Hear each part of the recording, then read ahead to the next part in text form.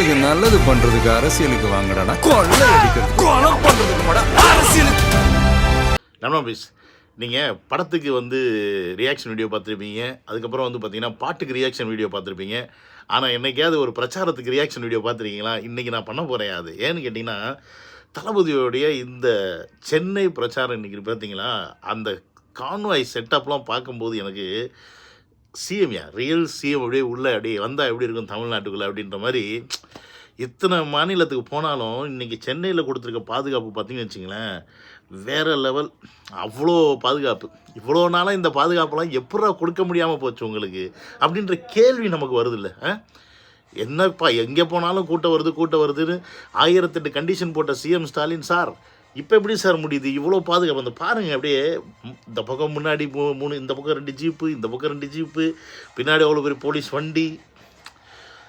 அதாவது நம்ம ஒரு தலைவரை வந்து கொண்டாடுறதுன்னு இருக்கு பாருங்க, அது என்னன்னு இப்போதாங்க புரியுது, இப்படி தாங்க புரியுது. தளபதி ஒரு பாட்டில் சொல்லுவார், மக்கள் தானே மன்னர்கள் அப்படின்னு சொல்லிட்டு அவருடைய அந்த பிரச்சார பாட்டில் இருக்கும் பாருங்க. மக்கள் தான் மன்னர் அப்படின்னு இன்றைக்கி இருக்க ஒவ்வொரு பொலிட்டிஷியனும் புரிஞ்சிட்டு இருப்பாங்க.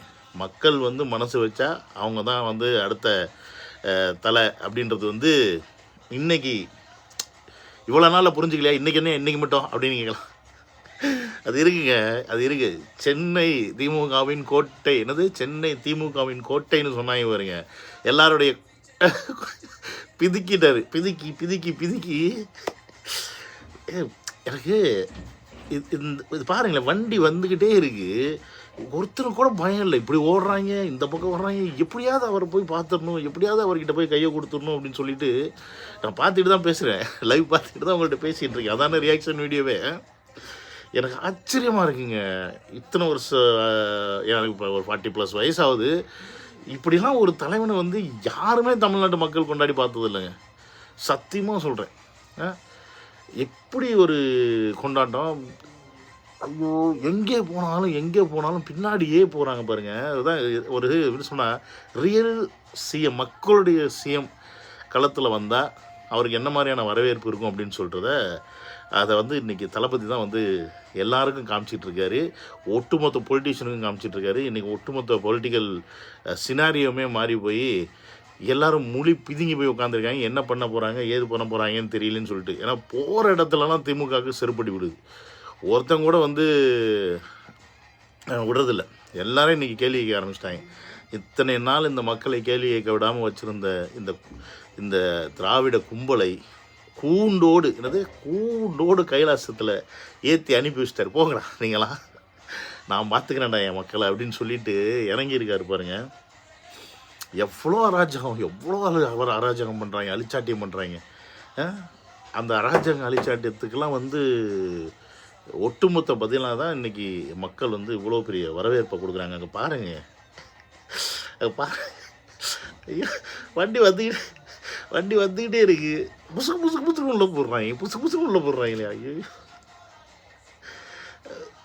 அதாவது பசங்கன்னா கூட போகிறாங்கல்லங்க, வயசானவங்கள்லேருந்து லேடிஸ்லேருந்து குழந்தைங்களாம் கூப்பிட்டு ஓட்டுதுங்க. என்னையா பண்ண நீ அப்படி என்னையா பண்ண தமிழ்நாட்டு மக்கள் மனசில் இவ்வளோ ஒரு என்ன சொல்கிறது, எப்படி சொல்கிறதுன்னு தெரியல எனக்கு. நெருங்கிட்டாரு. அவரது புஷியானந்த் அவர்களையும் வந்து வண்டியில் ஏற்றிட்டாப்புல. முதல் தளபதி வண்டிக்குள்ளே ஒரு எப்படி சொல்கிறது, ஒரு இந்த கேண்டிடேட் ஏறி இருக்கா அப்படின்னு தான் சொல்லணும். ஏன்னா அவர் வண்டிக்குள்ளே அவரே நிற்க முடியாத அளவுக்கு தான் இவங்க போட்டு முச்சிக்கிட்டு இருப்பாங்க. பரவாயில்ல, இன்றைக்கி வந்து அவரை ஏற்றிட்டு போய்கிட்டு இருக்காரு. ரோட் ஷோ ஸ்டார்ட் பண்ணிட்டாங்க. எப்படி கூட்டம் அள்ளுது. அதுவும் சென்னை உங்களுக்கு தெரியும், ரோடெல்லாம் பார்த்தீங்கன்னா பெருசாக அகலமாலாம் ஹைவேஸ் மாதிரிலாம் இருக்காது. எல்லாம் சின்ன குறுகிய சாலை. இப்போ பாருங்கள், அவ்வளோ போலீஸ்காரங்க, ஃபுல் அண்ட் ஃபுல்லு அவ்வளோ போலீஸ்காரங்க தெரியுது. இதுக்கு முன்னாடிலாம் வந்து இந்த எலெக்ஷன் கமிஷன் இப்போ கண்ட்ரோல் எடுக்கிறதுக்கு முன்னாடியெல்லாம் தளபதியோட கூட்டம்னா அந்த இடத்துல போலீஸே பார்க்க முடியாது. என்னவோ அங்கே ஒன்று இங்கே ஒன்று எங்கேயாவது நிற்பாங்க ஒழிய மற்றபடி யாருமே இருக்க மாட்டாங்க. ஆனால் நீங்கள் இன்னொரு விஷயத்தை நல்லா நோட் பண்ணி பாருங்கள். எலெக்ஷன் கமிஷன் கையில் எடுத்தாலுமே போலீஸ் டிபார்ட்மெண்ட் நினச்சா தான் வந்து இந்த மாதிரி பாதுகாப்பெல்லாம் கொடுக்க முடியும். அது நினைக்கல. இன்னமும் வந்து அவங்க வந்து அந்த பெரிய தலைங்களோட கண்ட்ரோலில் தான் இருக்காங்கன்னா அதை வந்து அவங்க செய்யாமல் அப்படியே அசால்ட்டாக விட முடியும். பட் இதுக்கான காரணம் என்னன்னு தெரியுமா? இதுக்கான காரணம் வந்து எலெக்ஷன் கமிஷன் கையில் எடுத்துருச்சுன்றது கிடையாது. அவங்களுக்கு ரியாலிட்டி புரிஞ்சிருச்சு. போலீஸ் டிபார்ட்மெண்ட்டுக்கு எப்பயுமே ஒரு விஷயம் கிளியராக புரிஞ்சிடும். அடுத்து யார் வரப்போகிறா அப்படின்றது கன்ஃபார்மாக அவங்களுக்கு தெரிஞ்சிடும். அதுக்கேற்ற மாதிரி அவங்களோட mode of production, mode of service எல்லாத்தையும் வந்து அந்த ஆட்சிக்கு ஏற்ற மாதிரி மாற்றிடுவாங்க. இப்போ அவங்களுக்கு ஒரு விஷயம் நல்ல விஷயம் புரிஞ்சிருச்சு. அடுத்து மெயின் பர்சனாக சிஎம் ஆக போகிறது இவர் தான் அப்படின்றது பெரிய லெவலில் அவங்களுக்கு நம்பிக்கை இருந்தாலும், அப்படியே இல்லைன்னா அட்லீஸ்ட் 2வது இவர் இல்லாமல் எவனுமே சிஎம் ஆக முடியாது அப்படின்ற இடத்துக்காவது இவர் வந்துடுவார்ன்றது கன்ஃபார்மாக அவங்களுக்கு தெரிஞ்சிருச்சு. அது மட்டும் இல்லாமல் இன்றைக்கி காவல் பார்த்திங்கன்னா ரொம்ப அதிகப்படுத்தியிருக்காங்க சென்னையில். அது வந்து அவங்களுக்கு இன்னொரு இன்ட்ரெஸ்ட்டாக கூட வந்துருக்கலாம். ஏன்னா நேற்று வந்து பார்த்திங்கன்னா திருப்பூரில் வந்து காவல்துறைக்கு நிறையா ஃபெசிலிட்டிஸ் பண்ணி தரப்படும்னு சொல்லிட்டு பல அறிக்கைகள் கொடுத்தாரு. உதாரணத்துக்கு வந்து சம்பளம் வந்து அடிப்படை சம்பளம் 25,000 கொடுக்குறதா இருக்கட்டும்.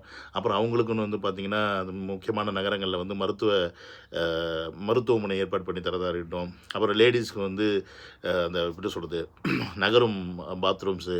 ஸோ இந்த மாதிரி விஷயங்கள் எல்லாம் வந்து அவரை சுழற்சி மொழியில் லீவு கொடுக்குறது, இது எல்லாத்தையுமே அவர் வந்து நேற்று படிக்கும்போது கண்டிப்பாக இவங்களாம் வந்து இப்படி நமக்கு ஒரு வேணும்யா, இப்படி ஒரு முதலமைச்சர் நமக்கு வேணும்யா. நம்மளும் எவ்வளோ நாள் தான் ஸ்ட்ரெஸ்லேயே வேலை பார்க்குறது, இவங்க சொல்கிறதுக்கு மேலே இருக்கவங்க சொல்கிறதெல்லாம் கேட்டுக்கிட்டு நம்மளே மனுஷன் மாதிரி நடத்துகிற ஒரு அமைச்சர்கள் வேணும் அப்படின்னு அவங்களும் நினைப்பாங்களே. ஏன்னா அவங்களும் மனுஷன் தானே. எல்லாருமா கெட்டவங்களா இருக்க போகிறாங்க, 1-2 பேர் அங்கங்கே இருப்பாங்க. இவங்கள அப்படி இல்லை. ஸோ அதனால் அந்த ஒரு பிரதிபலன் கூட இங்கே சென்னையில் வந்து எஃபெக்ட் ஆகுது. அதனால தான் இன்றைக்கி இவ்வளோ பெரிய ஒரு பக்கா ப்ரொடெக்ஷன். இதெல்லாம் பார்த்தா சத்தியமாக சொல்கிறேன், மற்ற அரசியல்வாதிகள்லாம் வயிறு எரியுதில்ல, வயிறு எரிச்சல் என்ன, அவங்க என்ன ரூமில் உட்காந்து ஒப்பாரி வச்சு ஓன்னு அழுதுட்டு இருப்பாங்க எல்லாம் பார்த்துக்கிட்டு. இதெல்லாம் பார்க்கும்போது எனக்கு பயங்கரமான சந்தோஷம் இருந்தாலும் சத்தியமாக சொல்கிறியா, இந்த காட்ஸ் இருக்காங்க பார்த்தீங்களா, காட்ஸாக இருக்கட்டும், இப்போ உண்மையாலுமே போலீஸ்காரங்க வந்து பயங்கரமாக மெனக்கட்டுறாங்க அவரை ப்ரொடெக்ஷன் பண்ணிக்கிறதுக்கு. கூடவே ஓடி வர்றாங்க, பாவமையாக இருக்கா. ஏன்னா இவங்க ஓடுறாங்களே, சும்மா இருக்க மாட்டாம பசங்க பின்னாடியே ஓடுறாங்களே ஃபோட்டோ எடுக்கிறதுக்கு. ஃபோட்டோ எடுக்கணுமா, கை காமிக்கணும், ஏதாவது பண்ண சொல்லிட்டு அவங்களும் ஓடிக்கிட்டே இருக்காங்கய்யா. அவங்க ஓடுறதுனால பாவம் இவங்களும் சேர்ந்து ஓட வேண்டியது. அவங்க வடத்துக்குள்ள திட்டிகிட்டு இருப்பாங்க, ஏன்டா எங்களை போட்டு பாடாப்படுத்துறீங்க, நீங்கள் இங்கிட்டு ஓடிட்டு கொஞ்சம் தூரத்தில் போயிடுவீங்களா, நாங்கள் ஓடிக்கிட்டே இருக்கக்கூடாது அது ப்ரோக்ராம் முடிகிற வரைக்கும் அப்படின்னு சொல்லிட்டு.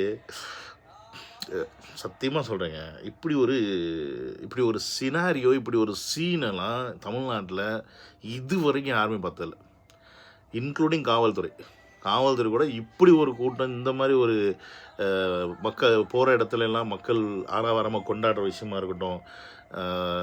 எப்படி சொல்கிறது, அவங்க ரொம்ப ரிஸ்க்கு இவங்களுக்கு. எப்படின்னா இந்த வண்டி ஓட்டிகிட்டு போகும்போது டக்குன்னு உள்ளே வந்து பூந்துடுறாங்க, தட்டிட்டா போச்சு, அதுவும் பிரச்சனை. எவ்வளோ ரிஸ்க் பண்ண எடுக்க வேண்டியதாக இருக்குது. இப்போ ஆல்மோஸ்ட் வந்துட்டாருன்னு நினைக்கிறேன், டீனர்கிட்ட வந்துட்டாருன்னு நினைக்கிறேன். இந்த பக்கம் நல்லா இவ்வளோ போலீஸ் பாதுகாப்பு, அந்த பக்கம் இவ்வளோ போலீஸ் பாதுகாப்பு, நடுவில் தளபதி கை காமிச்சிட்டாப்புல, புசி ஆனந்தன்னு நிற்கிறாப்புல. செமையாக இருக்குது. இன்றைக்கி என்ன பேச போகிறாரு அப்படின்னு தெரியல பிரச்சாரத்தில். நேற்று நிறைய விஷயங்களை படித்தார். இன்றைக்கி நாளைக்கு வேறு மேனிஃபெஸ்டோ ரிலீஸ் ஆகுது, அதை வேறு கொண்டு போய் சேர்க்கணும் எல்லார்கிட்டையும், முக்கியமான வேலை இருக்குது. இந்த இந்த இந்த இந்த பிரச்சார மோட உங்ககிட்ட எனக்கு ஷேர் பண்ணிக்கணும்னு ஆசையாக இருந்துச்சு. ஸோ அதனால தான் இந்த லைவ், ஓகேங்களா. ஸோ அதனால் வந்து அடுத்து நம்ம பார்ப்போம். நான் ஜஸ்ட் அதனால தான் டக்குன்னு பண்ணலான்னு ஒரு ஆசையில் போட்டேன். ஓகே, உங்களுக்கு இதே ஃபீலிங் இருந்துச்சுன்னா நீங்கள் ஷேர் பண்ணிங்க.